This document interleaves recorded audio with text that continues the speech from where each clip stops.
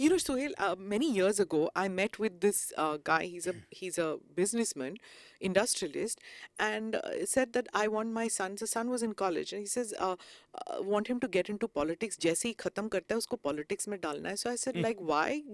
Contribute. He said, no, because all businesses need one person in politics to safeguard what you have, and two for expansion, क्योंकि सारे businesses जो हैं वो अब politicians ही own करते हैं, either benami or they own it. So this was quite a while ago, which made me think that what are we getting at? You need to get into public service to safeguard an existing business. It sounded ghastly. But look at the logic. It sounds miserable, but look at the logic. How much money do people have to spend in order to fight an election? It's way beyond the prescribed limit by the Election Commission. Sure.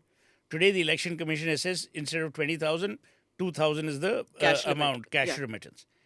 All these political parties are minting money. Now, if I have to spend 10, 15 crores, I'm going to recover that 15 crores. How am I going to recover it? Not by being Mother Teresa. I will recover it in some form or the other.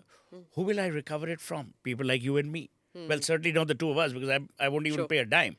Yeah. But that's how the whole recovery process begins. Yeah. So my belief is that until and unless you make electoral funding really severe, look at England, for example. In any constituency you stand for in England, you can't spend more than £30,000. That's the limit. And they are hawkish about it. Even if you spend £1 more, you can actually be debarred. We have to follow that. And trust me, that day is not far. I advise the Tatas, but if you see the Tatas, they have a transparent way of funding elections, which is based on two principles: track record and what achievements have you made from your last electoral winnings to the present. And it's all mathematically attributable. So there's no कि भाई आज मेरे को ना आपको 300 देने हैं, But मैं you're आपको दे talking दूंगा. about a Tata, right? At the grassroots level, when an MLA election, a panchayat election, Yeah. that's where all you You're can't right. have these kind of rules. Your corporate rules are different, but all the money is actually coming in from the street.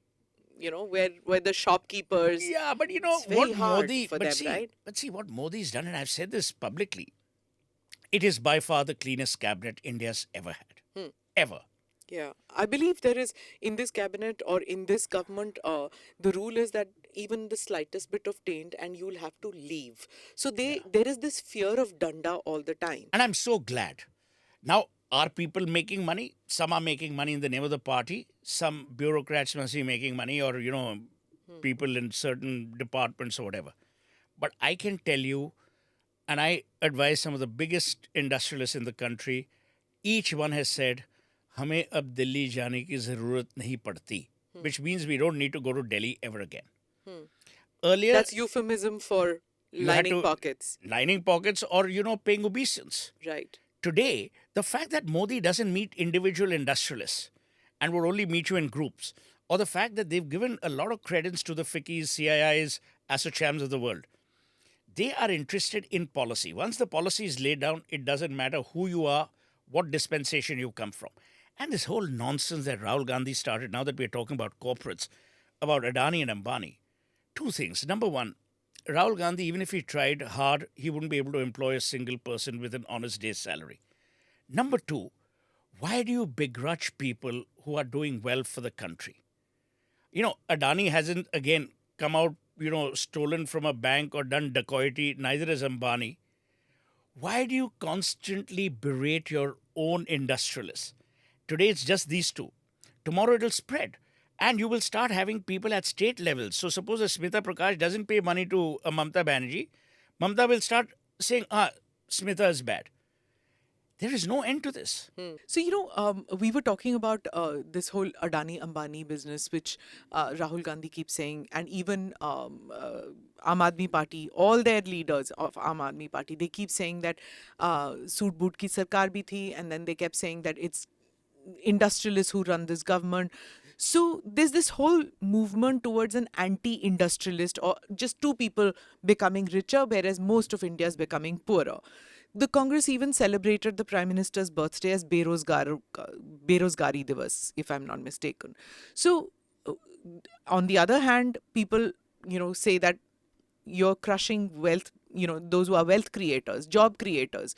You're going after them. So tell me, what is the right way? What is So the let me give you facts. Today, Reliance Industries is the second largest employer of Indians and is the largest employer of Indians in the private sector. In September 2015, on the 5th, Radhakrishnanji's birthday, when Mukesh launched Jio, it dropped pricing in comparative terms by almost 60%. So today, India is the world's leading digitized economy. I mean, even Germany can't get its goddamn payment portals right. Who did that? A Mukesh Ambani. Now you tell me there was Airtel, there was Vodafone, there were other players. Today, what has happened? Airtel is doing brilliantly. Vodafone Idea is in trouble, as they should be because of perhaps their service levels or whatever. Today, you have Jio, you have Airtel. Has Airtel been wiped out? No. Adani, when Adani actually made his initial money, it was during the Congress days. Please understand, he's in the infrastructure business. For a port to materialize, it takes about 14 to 15 years. Let's say he fast tracks it and does it in 9 years. It's still before Modi came to power. It's very easy for Rahul Gandhi or for anyone to take pot shots. It's the same Mamata Banerjee whose reckless, irresponsible member of parliament made comments about Adani.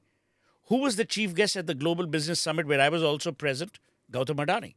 So if they don't like him, why do they take his money? If Rahul Gandhi doesn't like Adani, why does Ashok Gehlot invite him to Rajasthan? Please also remember, I can understand political compulsions. But when political compulsions become personal, they can go personal as well. Where did Rahul Gandhi and his family for years get money for their elections? Did they go to Fiji or New Zealand? No. They got it from these people. Who did Ahmed Patel, whose support did Ahmed Patel seek all the time? From Dhirubhai Ambani's time, he sought their, support and patronage. I think corporate India is doing a fabulous job. A, B. Today, the Tata Group under Chandra, and I'm deeply involved, I know, they've done fabulously well. Now, will you say that Modi is also supporting the Tata Group? When the Cyrus Mystery case happened, it went right up to the Supreme Court. It went through all the procedure.